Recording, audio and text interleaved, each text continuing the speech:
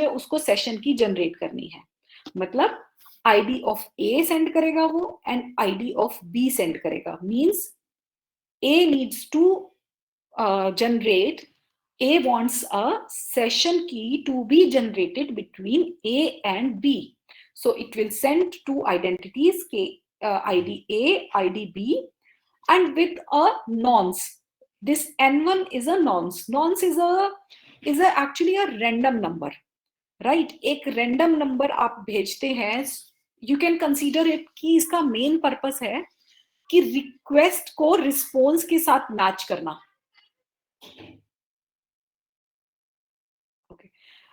Request को response के साथ मैच करना। Suppose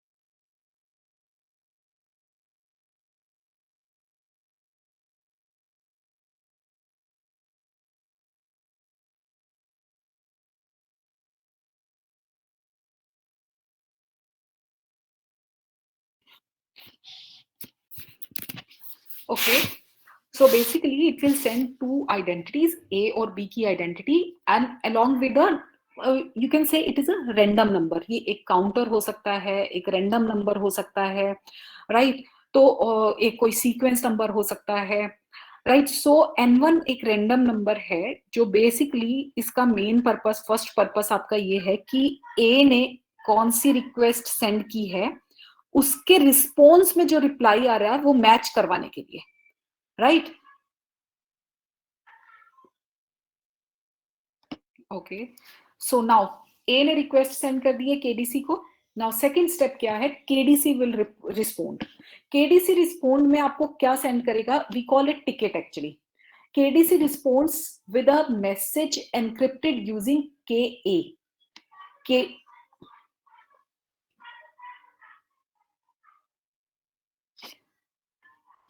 okay, so it will encrypt the whole message using the key ka। you remember कि ka हमारी की है between the a and kdc, right? तो अगर इसके साथ वो encrypt करके भेजेगा तो कोई और इसको decrypt नहीं कर सकता properly। so thus a is the only one who can successfully read the message, and a knows that it originated at the kdc because this is the key between kdc and a। now what is in the message के अंदर क्या है? I told you कि we call it ticket. इस ticket के अंदर क्या है? बेसिकली इसके अंदर टिकट के अंदर कुछ मैसेज है और उसके अंदर एक और टिकट है, ठीक है? सो वी कैन सी कि इस मैसेज के जो दो पार्ट्स हैं, we start it with the E, मतलब encrypted using K A, right? इसका फर्स्ट पार्ट है that is some ks, that is the secret key। एक कोई सीक्रेट की केडीसी जनरेट करके भेजेगा जो हमारा पर्पस था, वी कॉल इट के एस। इसमें साथ में वो रिप्लाई करेगा that this is the key between id a and id b, and n1 is the nonce जो a ने सेंड किया था केडीसी को। KDC will reply to that with the n1, right? So this is the message that is for A, ठीक है? ये particular part आपका ए के लिए है। नाउ सेकेंड पार्ट क्या होगा? That will be encrypted using के बी। तो ये पार्ट जो है वो ए रीड नहीं कर सकता, इसको डिक्रिप्ट नहीं कर सकता। So encrypted with the key of B, KDC will send a ticket to A जिसके अंदर आपकी सिमेट्रिक की, जो आपकी सीक्रेट की केडीसी ने जनरेट की है, उसकी एक कॉपी होगी और साथ में आईडी ऑफ ए होगा कि ये आईडी ऑफ ए के साथ आपकी जनरेट हुई है। मींस समहाउ केडीसी आपको दो मैसेजेस दे रहा है, one to be kept at the end of A and one to be sent by A to B. Now A stores, just a minute।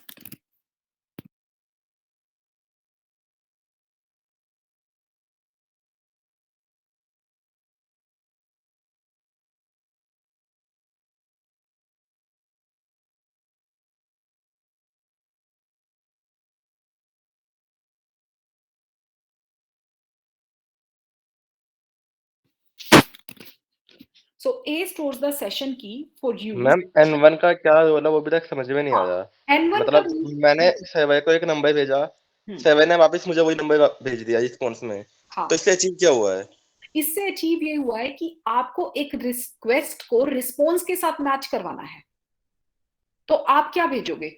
आप एक ऐसा नंबर भेजोगे उसके साथ जिसको हम सीक्वेंस नंबर भी बोल सकते हैं या जिसको हम काउंटर भी बोल सकते हैं। सपोज ए में आपकी 4 एप्लीकेशंस हैं, उन चारों एप्लीकेशंस को बी के साथ, बी की 4 एप्लीकेशंस के साथ कम्युनिकेट करना है।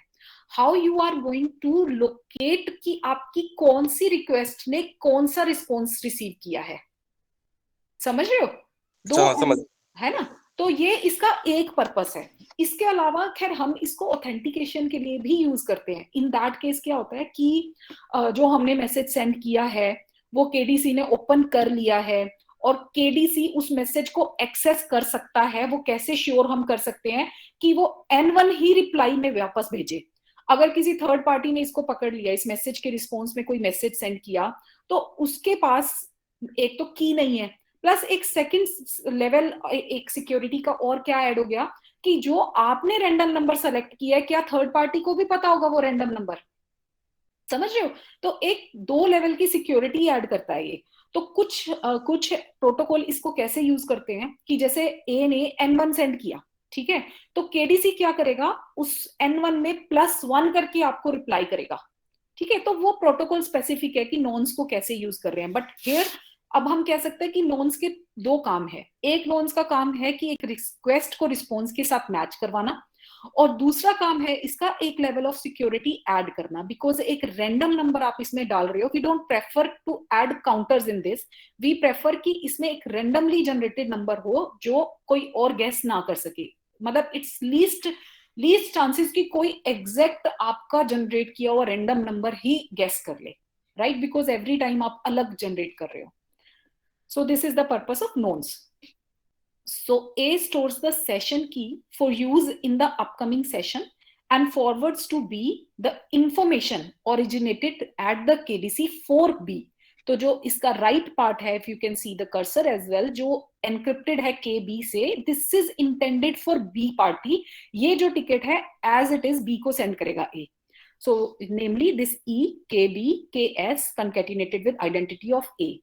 Now because this information is encrypted with KB, it is protected from eavesdropping. B now knows that session key KS knows that the other party is A from ID A. ठीक है, session की उसको पता चल जाएगा कि KS है, ये पता चल जाएगा कि ID A के साथ है, and knows that the information is originated at the KDC. अब कैसे? Because सिर्फ KDC को पता है KB, जो एनक्रिप्शन की है वो KB है, वो सिर्फ KDC को पता है और B को पता है। सो इसका ऑथेंटिकेशन भी इसको मिल गया। So at this point, a session key has been securely delivered to A and B, and they may begin their protected exchange. ठीक है, so this is the most widely adopted system जिसमें एक central party होती है, because अगर A और B को thousands of parties के साथ exchange करना है, they cannot generate session keys on their own, तो एक third party की help लेते हैं। थर्ड पार्टी के साथ एक एक की वो इनिशियली एक्सचेंज कर लेते हैं, सिक्योर की हम कहते, सीक्रेट की कह सकते हैं उसको, K A and K B, and further this process will be used for each session key. Now using this newly minted session key, for encryption, B sends, अच्छा फर्दर इसमें भी क्या होगा, ये सिक्योरिटी के लिए या फिर कम्युनिकेशन इनिशिएट करने के लिए पहले ये एक रैंडम नंबर एक्सचेंज करते हैं। So B sends a nonce N2 to A and E to A. This is the fourth step, you can see in the diagram, encrypted with the KS, that is the newly generated session key, N2 को send करेगा, और initiator A क्या respond करेगा, fifth step. सो ए क्या करेगा, उस पर एक फंक्शन अप्लाई करके उसको रिस्पॉन्ड करेगा। अब ये फंक्शन मैंने अभी आपको बताया कि एक सिंपली एड वन हो सकता है,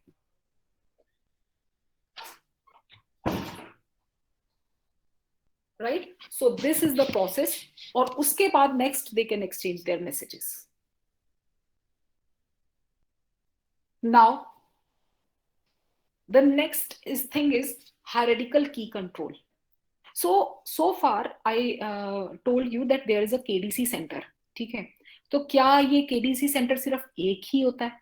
तो मतलब अगर जैसे जैसे पार्टीज, नंबर ऑफ पार्टीज अगर हम कहें बढ़ती रहेंगी, क्या एक ही KDC will handle all these things?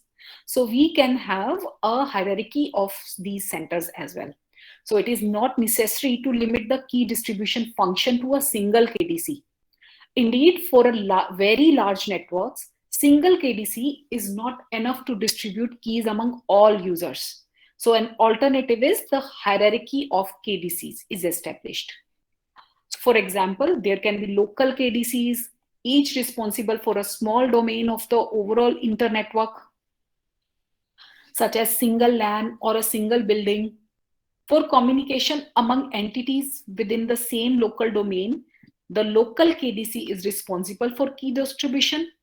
And if two entities are in different domain, desire to exchange the secret key, then the corresponding local KDC can communicate to the global KDC. ठीक है? तो hierarchy wise, जैसे zonal system हम कहते हैं कि एक zonal का आपका एक KDC है, ठीक है? तो further these can communicate. So that means any one of the three KDCs involved can actually select the key. की आपकी तीनों पार्टीज में कहीं पे भी जनरेट हो सकती है. So the hierarchical concept can be extended to 3 or even more layers depending on the size of the users and the geographic scope of the internetwork. Now one more point in this is session की lifetime. जो आपने एक session की generate की है ए और B में communication करने के लिए, तो उसका एक लाइफ टाइम भी होना चाहिए. ऐसा नहीं है कि ए और बी को जब भी कम्युनिकेट करना है वो वही की हमेशा यूज करेंगे, right? So the more frequently session keys are exchange, the more secure they are. जितने कम ड्यूरेशन के लिए आप सेशन की को यूज करोगे, उतना ही आपका सिक्योर कम्युनिकेशन रहेगा, because the attacker has to capture session key every time to decrypt cipher text, right? We know कि अगर एक अटैकर को एक की ब्रेक करनी है, तो जितना ज्यादा टेक्स्ट उसके कॉरस्पॉन्डिंग उसके पास होगा, राइट, उतना ही एफिशिएंटली वो आपकी की को गेट कर सकता है, उसके ट्रैफिक एनालिसिस करके, राइट, उसके पैटर्न्स को चेक करके. सो इट्स बेटर कि आप शॉर्ट सेशन की यूज करो. जब भी आप अगर नए सेशन के लिए आप की चेंज कर दोगे तो अटैक करना इजी नहीं होगा, बिकॉज एवरी टाइम एक नई की जनरेट हुई है. नाउ द शॉर्ट सेशन की life time implies that key exchange frequently occurs and it is more secure, right? Short session key means more frequent exchanges and more secure, and long session key lifetime means reduce key exchange time. एक आपका hassle कम होता है कि आपको every time नई की नहीं generate करनी, ठीक है, and consumes less bandwidth used, right? So these are the benefits of both, but obviously the security reasons, so short session time prefers. So for connection oriented protocols, जैसे connection हम पहले establish करते हैं TCP में, so for connection oriented protocols, new session key for each new connection, this is recommended.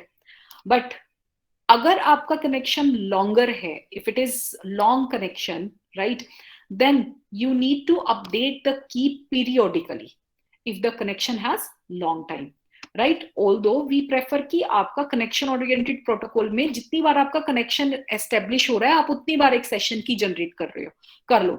But अगर see the protocols जो जब भी network में use होता है ये सब, तो protocols अपने according set होते हैं. तो अगर एक periodic time से exceed कर जाता है आपका connection, then in that case you need more than one session key for that connection, right? And similarly for connection less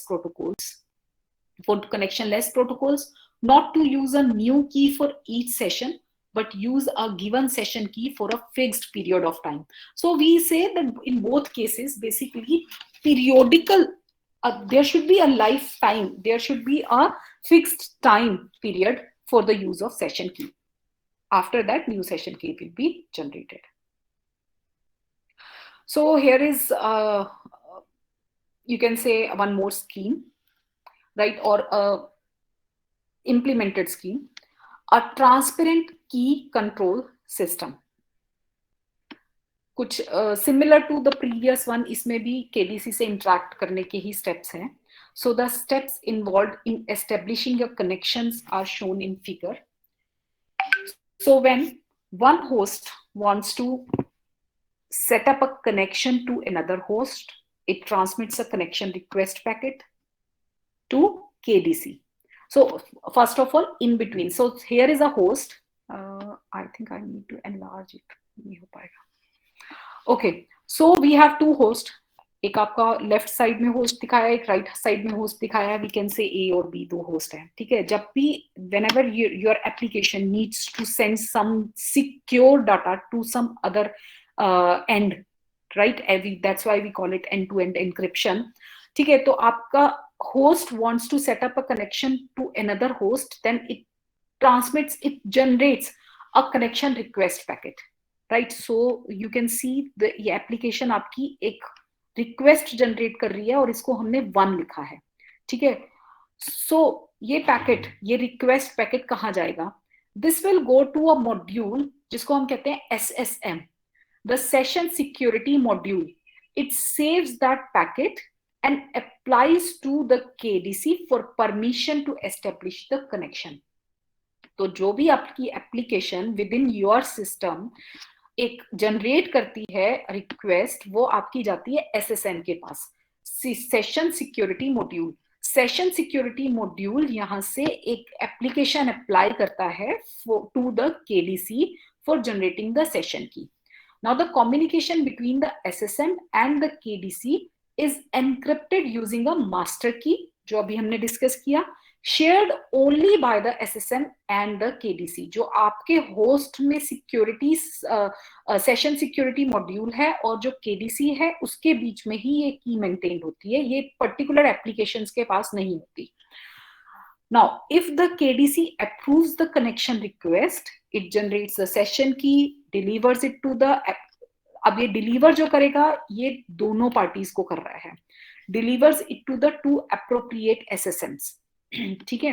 so you can सी जो आपका थर्ड पॉइंट है, यहाँ पे जो आपका मैसेज सेंड हो रहा है, इन दिस केस आपका दोनों होस्ट के SSM पे जा रहा है. ठीक है.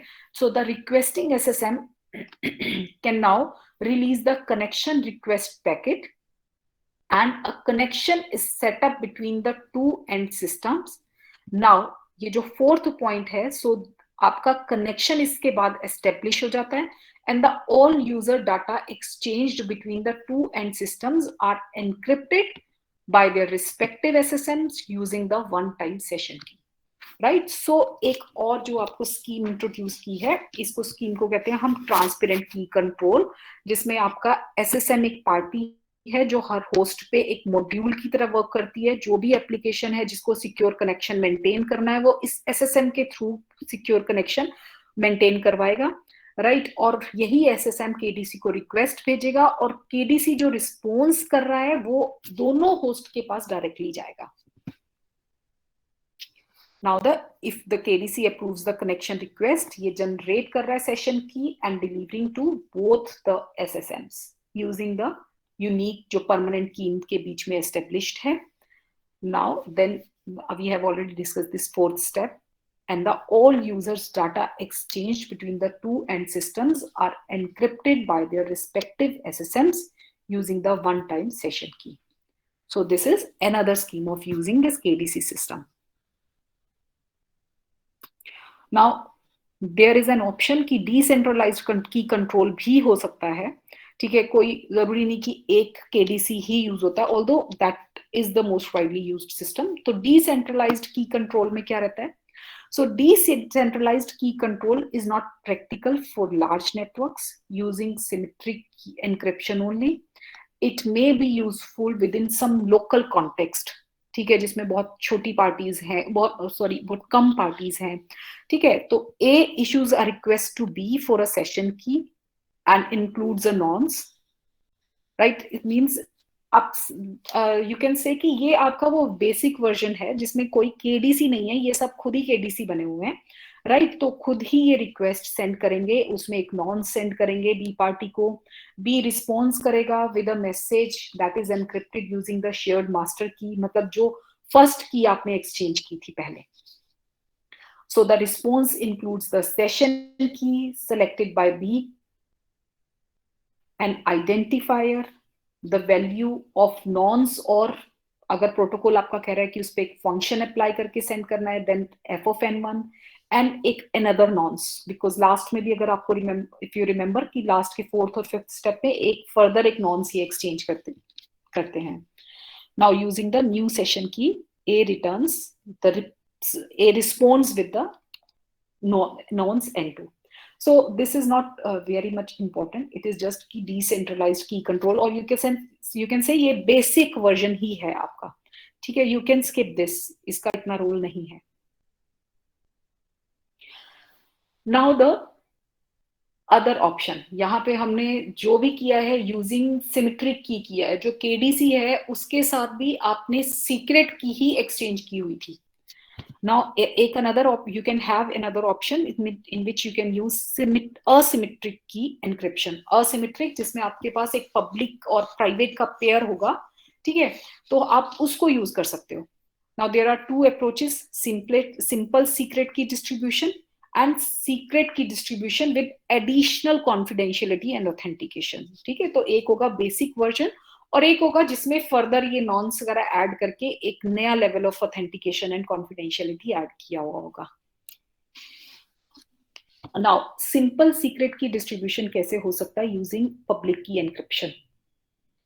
Now if A wishes to communicate with B, the following procedure is employed. दो पार्टीज हैं आपके पास, A and B, right? So A generates a public private key pair. अगर ए को इनिशिएट करना है कम्युनिकेशन तो ए अपना एक public private key pair generate करेगा and transmit a message to B consisting of PU A. अपनी public की उसको सेंड करनी है उसने, ठीक है? तो एक मैसेज उसको बी को सेंड करना है जिसमें वो अपनी पब्लिक की और साथ में अपना identifier ID of A send करेगा, right? Now B generates a secret key KS and then transmit it to A. Now B के पास पब्लिक की है A की, तो वो उससे एनक्रिप्ट करके इसको सेंड कर देगा A को, ठीक है? बट क्योंकि पब्लिक की ऑफ A से वो एनक्रिप्टेड है तो कोई भी उसको डिक्रिप्ट नहीं कर सकता, ठीक है? डिक्रिप्ट करने के लिए प्राइवेट की ही रिक्वायर्ड होगी. सो A discards PUA when A receives the message from B. A discards PUA and using private key of A, PR of A, and B discards PU of A. No. So what at the end of A will be done? A PUA को discard कर देगा और जो KS है, KS it will keep as the session key for the exchange between A and B. Right? A and B can now securely communicate using the conventional encryption and the session key KS. At the completion of exchange, both A and B discard KS because ये हर बार session की ही रहेगी, एक session के बाद ये discard हो जाएगी. But in this simple secret key distribution, we have a lot of problems. ठीक है? इसमें आपकी सबसे बड़ी प्रॉब्लम क्या है कि जो A ने PUA भेजा है B के पास, ये बीच में कोई भी थर्ड पार्टी इसको एक इंटरसेप्ट कर सकती थी और PUA की जगह मास्करेडिंग करके अपनी पब्लिक की सेंड कर सकती थी. तो you must have read man in the middle attack कि एक थर्ड पर्सन बीच में आ जाएगा. वो थर्ड पर्सन क्या करेगा? एक कम्युनिकेशन मेंटेन करेगा A और अपने आप में, ठीक है? और एक कम्युनिकेशन मेंटेन करेगा अपने आप में और B में, राइट? सो तो A का मैसेज रिसीव करने के बाद माना कि the third party is D, right? तो A will receive PUA and will generate PUD और उसको PUA बना के वो B पे सेंड कर देगा, ठीक है? अपनी पब्लिक की B को सेंड की और B से जो मैसेज आया वो उसने खुद रख लिया और एक नया मैसेज जनरेट करके A को सेंड कर दिया.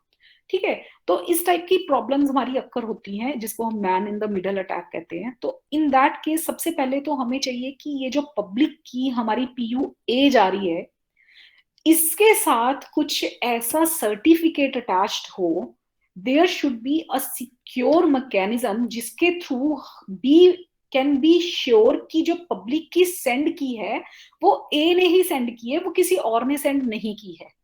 सो दैट्स द रीजन कि हम नेक्स्ट डिस्कस करेंगे कि पब्लिक कीज को हम कैसे वेरीफाई कर सकते हैं। अगर पब्लिक की हम ऐसे ओपनली अनाउंस करते हैं, ठीक है, तो कोई भी बीच में थर्ड पार्टी उसको चेंज करके कोई और की सेंड कर सकती है, right. So the next topic will be public key certificates या पब्लिक की distribution.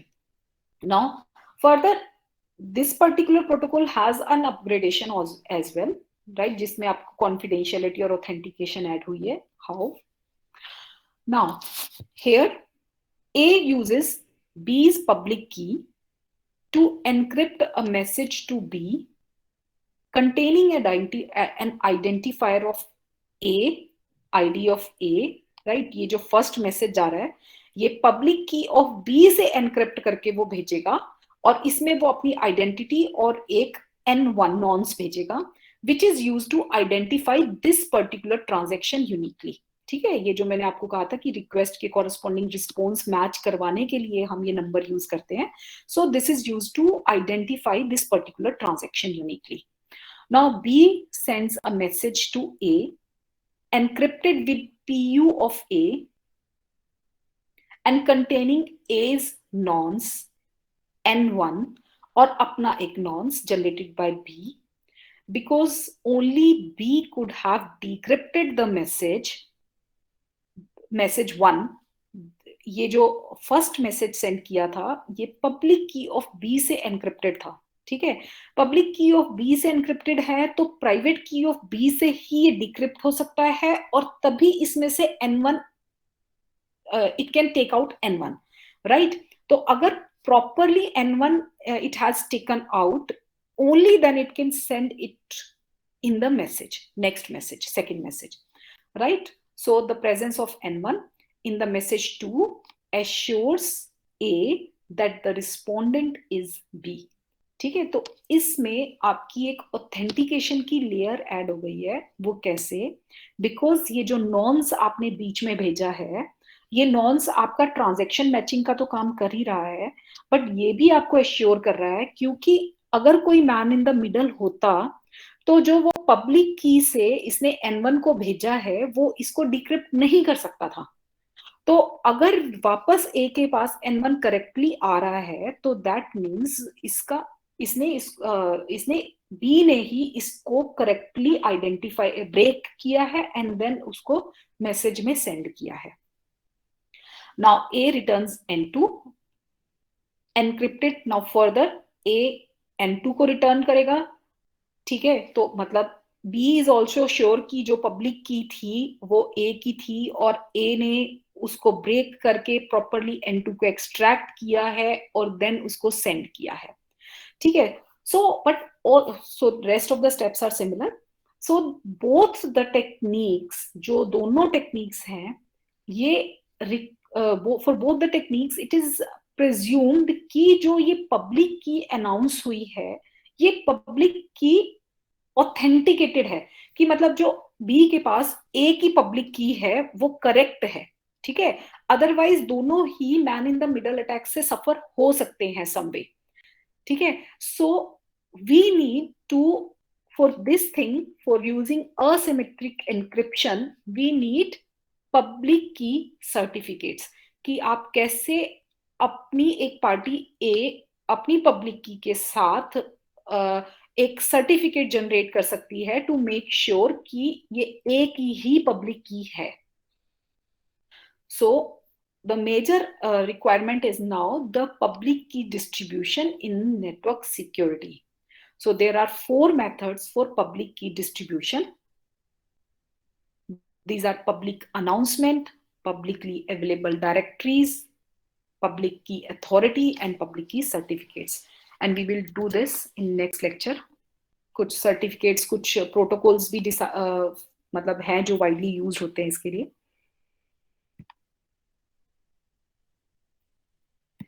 That's it for today.